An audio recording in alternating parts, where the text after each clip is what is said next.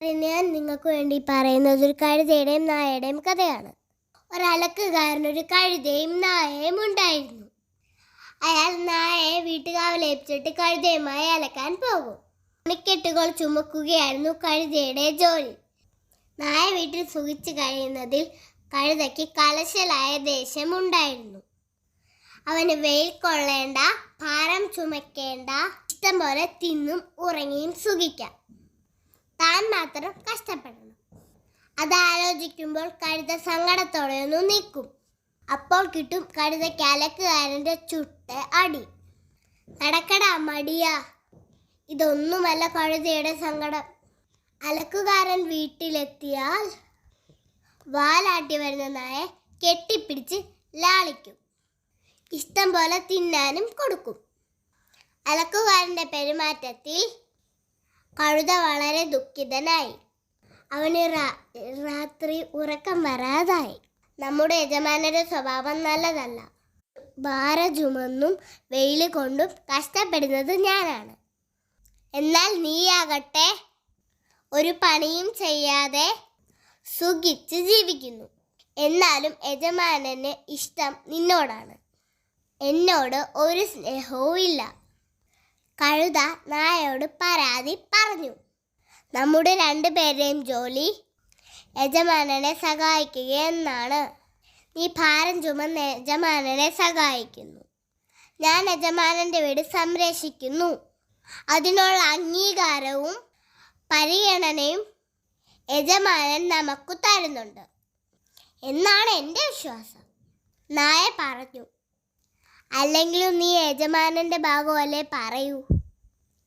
അല്ലെങ്കിലും നീ യജമാനൻ്റെ ഇഷ്ടക്കാരനല്ലേ. കഴുത ദേഷ്യത്തോടെ പിറുപിറുത്തു. നിന്റെ അഭിപ്രായം നിനക്ക്, എൻ്റെ അഭിപ്രായം എനിക്ക്. എൻ്റെ ഉറക്കം കളയാതൊന്ന് പോയേ. ദേഷ്യത്തോടെ തിരിഞ്ഞു കിടന്നു. കഴുതയുടെ ദേഷ്യവും സങ്കടവും കൂടി. ഓരോന്നോർത്ത് കഴുത ഉറങ്ങാതെ കിടക്കുമ്പോൾ മതിൽ ചാടിക്കടന്ന് ഒരു കള്ളൻ വരുന്നത് കണ്ടു. കഴുത വേഗം ചെന്ന് നായോട് വിവരം പറഞ്ഞു. എൻ്റെ ജോലിയിൽ ഇടപെടേണ്ട, നിന്റെ ജോലി നോക്കിയാൽ മതി. നായ ദേഷ്യത്തോടെ മുരണ്ടുകൊണ്ട് വീണ്ടും ഉറങ്ങാൻ തുടങ്ങി. പക്ഷെ കഴുത അടങ്ങിയിരുന്നില്ല. യജമാനന്റെ സ്നേഹം പിടിച്ചു പറ്റാനുള്ള ഏറ്റവും നല്ല അവസരമാണ് വന്നു ചേർന്നിരിക്കുന്നത്. യജമാനനെ വിളിച്ചുണർത്തിയാൽ കള്ളനെ പിടികൂടാം. മടിയനായ നായയ്ക്ക് ശിക്ഷയും കിട്ടും. തന്നോട് യജമാനന് സ്നേഹമുണ്ടാകുകയും ചെയ്യും. കഴുത വിചാരിച്ചു.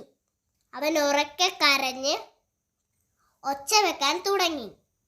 ബഹളം കേട്ട യജമാനൻ ഞെട്ടി ഉണർന്നു.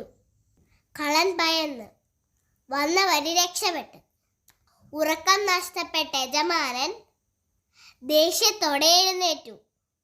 രാത്രിയിൽ ഒച്ചയുണ്ടാക്കി തൻ്റെ ഉറക്കം കിടത്തിയതിന് അയാൾ കഴുതെ പൊതിരെ തല്ലി. ഇത് കണ്ട് നായയ്ക്ക് ചിരി നിർത്താൻ കഴിഞ്ഞില്ല. വീട്ടുകാവൽ എൻ്റെ ജോലിയാണ്. അതെങ്ങനെ ചെയ്യണമെന്ന് എനിക്കറിയാം. അതിന് നിന്റെ സഹായം ആവശ്യമില്ല. മറ്റുള്ളവരുടെ കാര്യത്തിൽ അനാവശ്യമായി ഇടപെട്ടാലുള്ള ഫലം ഇതാണ്. അതിനുശേഷം കഴുത തൻ്റെ ജോലി മാത്രം ചെയ്ത് സ്വസ്ഥമായി ജീവിച്ചു. ഈ കഥ നിങ്ങൾക്ക് ഇഷ്ടമായെങ്കിൽ സബ്സ്ക്രൈബ് ചെയ്യുക, ഷെയർ ചെയ്യുക, ലൈക്ക് ചെയ്യുക.